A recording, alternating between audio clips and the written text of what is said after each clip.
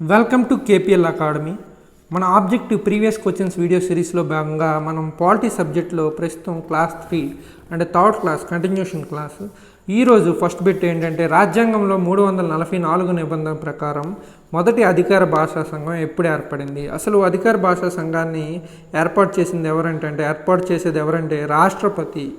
ఇది గుర్తుపెట్టుకోవాలి మనం. సో మొదటి అధికార భాషా సంఘం అనేది 1955లో ఏర్పడింది. దీని అధ్యక్షుడు ఎవరంటే బిజీ ఖేర్ గారు.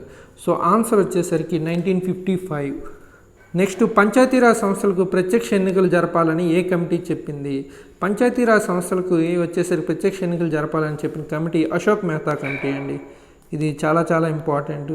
అశోక్ మెహతా కమిటీ ఎప్పుడు ఏర్పడిందంటే 1977లో జనతా గవర్నమెంట్ అధికారంలో ఉన్నప్పుడు ఏర్పడింది. దీని యొక్క రిపోర్టు 1978లో ఇచ్చారు. అశోక్ మెహతా కమిటీ చెప్పిన వాటిలో కొన్ని ముఖ్యాంశాలు మనం తెలుసుకోవాలి. అంటే 3 అంచెల బదులు 2 అంచెల వ్యవస్థను ఏర్పాటు చేయాలి పంచాయతీరాజ్ వ్యవస్థలో. అంటే 2 అంచెల వ్యవస్థను సిఫార్సు చేసిన కమిటీ ఏంటంటే అశోక్ మెహతా కమిటీ.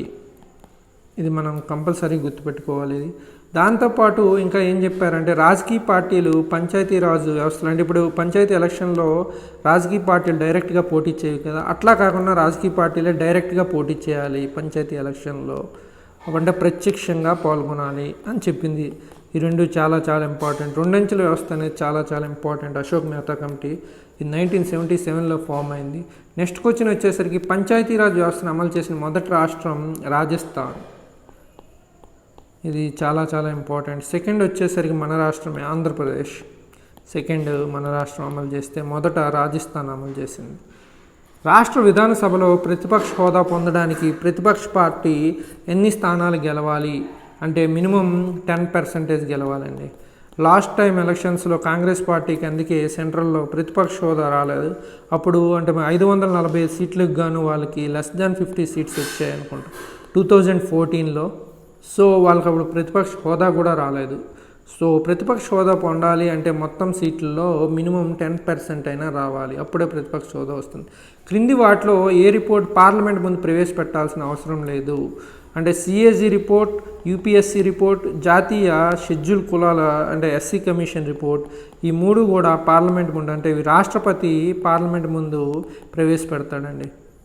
పార్లమెంట్ ముందు ఈ 3ని ప్రవేశపెట్టాలి. కానీ అటామిక్ ఎనర్జీ కమిషన్ రిపోర్ట్ అనేది పార్లమెంట్ ముందు ప్రవేశపెట్టాల్సిన అవసరం లేదు. సో ఆప్షన్ అనేది ఇక్కడ 1. మిగిలిన 3 కూడా పార్లమెంట్ ముందు ప్రవేశపెడతారు. రాజ్యాంగంలో ఏ నిబంధన కింద కేంద్ర ఆర్థిక సంఘాన్ని ఏర్పాటు చేశారంటే ఆర్టికల్ 280 నిబంధన ప్రకారం కేంద్ర ఆర్థిక సంఘాన్ని ఏర్పాటు చేశారు. ప్రస్తుతం ఎన్నో ఆర్థిక సంఘం అంటే 15th ఫైనాన్స్ కమిషన్ నడుస్తుంది ఇప్పుడు. దీని యొక్క అధ్యక్షుడు ఎన్కే సింగ్ గారు. ఇవన్నీ కూడా మన ఫైనాన్స్ కమిషన్ అనగానే తెలుసుకోవాలి. 15th finance commission NK Singh. ఇది ఎవ్రీ 5 yearsకి ఒకసారి లేకపోతే అవసరమైనప్పుడు రాష్ట్రపతి దీన్ని నియమిస్తాడు, అంటే ఏర్పాటు చేస్తాడు. ఎవ్రీ 5 yearsకి ఒకసారి లేకపోతే ఏర్పాటు అవుతుంది. దీన్ని నియమించేది రాష్ట్రపతి ఫైనాన్స్ కమిషన్. దీని యొక్క అంటే మెయిన్ డ్యూటీ ఏంటంటే పన్ను రాబడులు ఉంటాయి కదా, అవి కేంద్రానికి రాష్ట్రాలకు మధ్య డివైడ్ చేయడమే దీని యొక్క మెయిన్ డ్యూటీ. కేంద్ర రాష్ట్రానికి మధ్య పన్ను రాబడులను డివైడ్ చేస్తుంది. సో ఇది రాజ్యాంగంలో ఏ నిబంధన కింద అంటే ఆర్టికల్ 280 15th ఫైనాన్స్ కమిషన్. ఇప్పుడు ప్రస్తుతం ఎన్కే సింగ్ గారు దీని అధ్యక్షుడు. ఎవ్రీ 5 yearsకి ఒకసారి ఏర్పడుతుంది. సో మనం టోటల్ కాన్సెప్ట్ తెలుసుకోవడం వల్ల చాలా ఈజీ అవుతుంది. నెక్స్ట్ టైం ఈ టైప్ క్వశ్చన్స్ అంటే ఈ కాన్సెప్ట్ నుంచి క్వశ్చన్స్ వచ్చేటప్పుడు మనం ఈజీగా ఇవి మనం ఆన్సర్ చేయొచ్చు. రిమైనింగ్ పీపుల్తో పోలిస్తే ముందుండే ఛాన్సెస్ ఉంటుంది. భారతదేశంలో అత్యున్నత న్యాయస్థానం న్యాయమూర్తి రిటైర్మెంట్ వయసు ఎంత అని అడిగారు. సుప్రీంకోర్టు అత్యున్నత న్యాయస్థానం ఏంటంటే సుప్రీంకోర్టు న్యాయమూర్తి రిటైర్మెంట్ వయసు 65 years.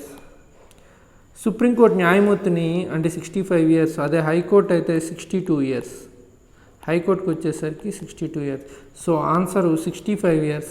మనం దీని గురించి ఇంకా డీటెయిల్డ్ ఏంటంటే సుప్రీంకోర్టు న్యాయమూర్తి నియమించేది ఎవరంటే రాష్ట్రపతి.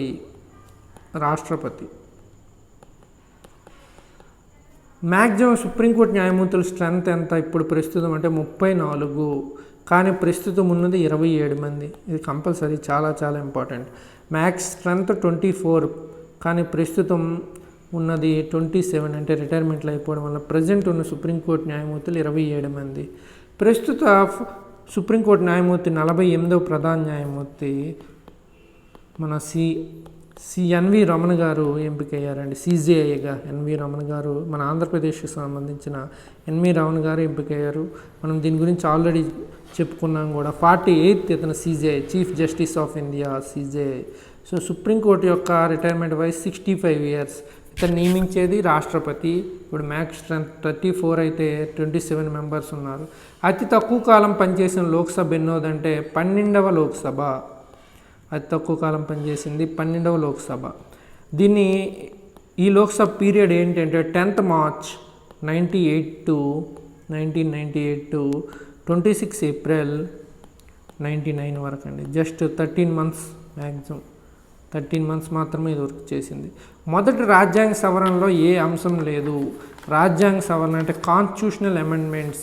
ఈ కాన్స్టిట్యూషన్ అమెండ్మెంట్స్ అనేవి మనం కొన్ని గుర్తుపెట్టుకోవాలి, చాలా 42nd కాన్స్టిట్యూషనల్ అమెండ్మెంట్, అలాగే 44వ రాజ్యాంగ సవరణ, మొదటి రాజ్యాంగ సవరణ. మొదటి రాజ్యాంగ సవరణ వచ్చేసరికి ఇది 1951లో దీన్ని చేశారు. ఫస్ట్ రాజ్యాంగ సవరణ 1951లో ఏర్పాటు చేశారు. రాజ్యాంగ సవరణను.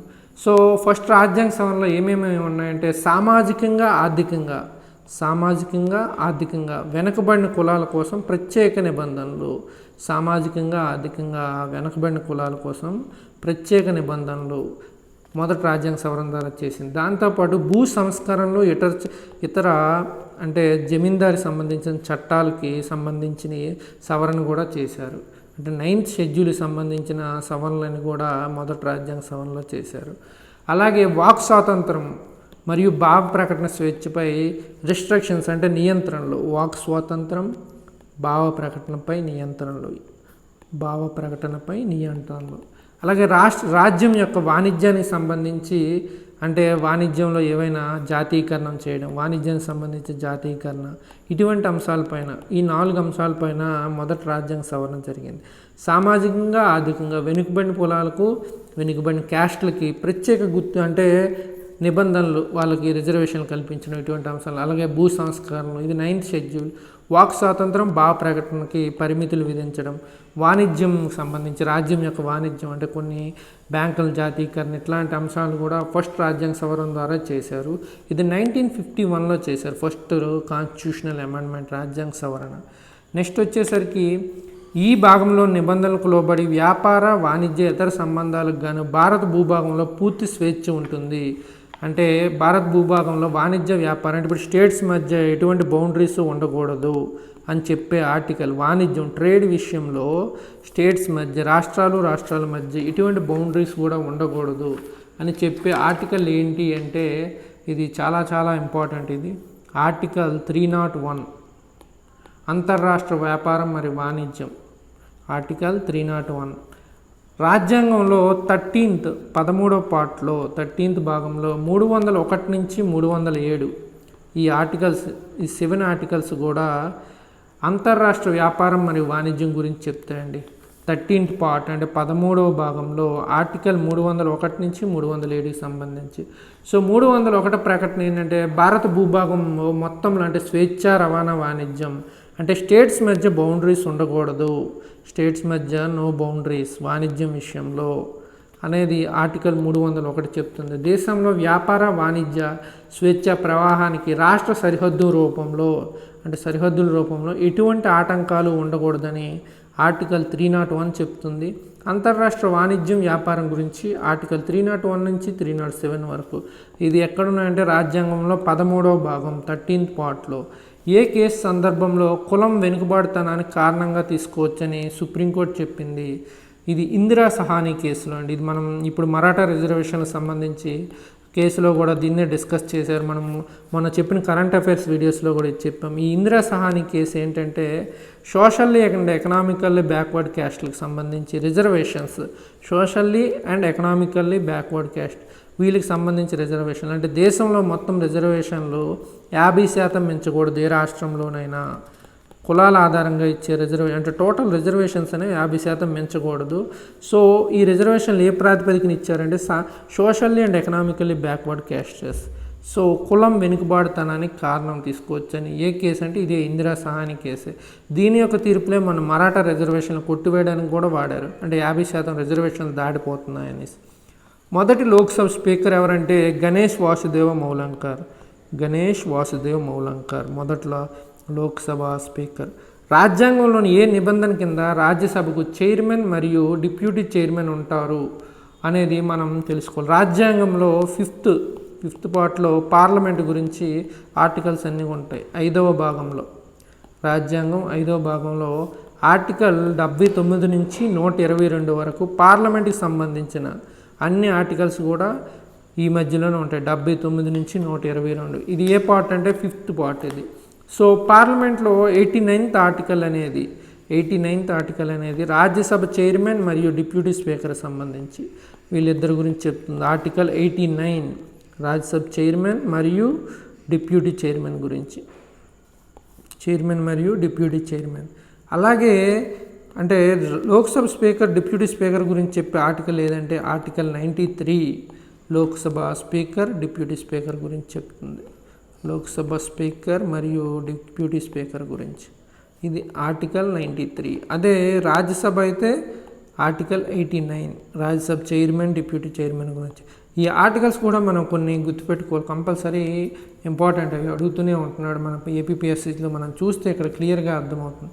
రాజ్యాంగంలో ఏ నిబంధన పార్లమెంట్ వ్యవహారాలకు సంబంధించి కార్యసరళి నియమావళి గురించి, అంటే పార్లమెంట్ వ్యవహారాలకు సంబంధించిన కార్యాచరణ ఏ నిబంధన ఏ ఆర్టికల్ ద్వారా తెలుస్తుంది అంటే ఆర్టికల్ 118. ఇది పార్లమెంట్ యొక్క కార్య నిబంధనల గురించి చెప్తుంది. ఆర్టికల్ 118. సో ఆప్షన్ వచ్చేసరికి 1. రిమైనింగ్ ఆర్టికల్స్ ఇక్కడ మనం చూస్తే అంటే టోటల్ ఈ ఆర్టికల్స్ అన్నీ కూడా ఆర్టికల్ 70 ఆల్రెడీ చెప్పాం కదా, 79 to 122 ఈ ఆర్టికల్స్ అన్నీ కూడా పార్లమెంట్కి సంబంధించినవి. అంటే ఈ ఆర్టికల్స్ అన్నీ పార్లమెంట్కి సంబంధించినవే.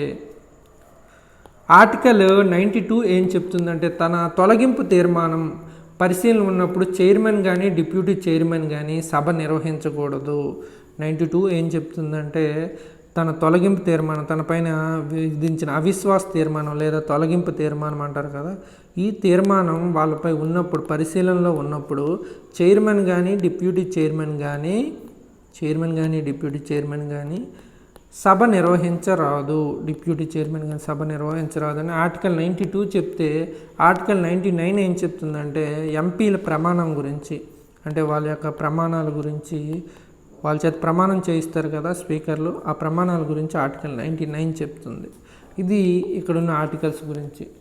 నెక్స్ట్ వచ్చేసరికి ఎంత కాలం వ్యవధిలోపు రాష్ట్రపతి పార్లమెంట్ సమావేశపరచాలంటే ఇది చాలా ఇంపార్టెంట్. చాలాసార్లు అడిగాడు. 6 నెలల్లోపు కనీసం ఒక్కసారైనా పార్లమెంట్ సమావేశం అవ్వాలి. అంటే దట్ మీనింగ్ 1 ఇయర్లో అట్లీస్ట్ 2 times అయినా పార్లమెంట్ మీట్స్ అవ్వాలి. 1 ఇయర్లో అట్లీస్ట్ 2 times. కానీ మన దగ్గర మినిమం 3 times ఆటోమేటిక్గా అవుతుంది. శీతాకాల సమావేశాలు, వర్షాకాల సమావేశాలు, అలాగే బడ్జెట్ సమావేశాలు అని 3 సార్లు జరుగుతూనే ఉంది. ఇది టోటల్ ఎవ్రీడే మా పాలిటీ బిట్స్ మీరు పాలిటీ కదా ఎవ్రీ సబ్జెక్ట్ కూడా మేము ఇలాగే డీల్ చేస్తాం. మీరు ఫాలో అవ్వకండి, మీకు చాలా యూజ్ ఉంటుంది. ఇవన్నీ ప్రీవియస్ క్వశ్చన్స్ ఏపీపీఎస్సీలోనివి చాలా important questions. Thank you for watching.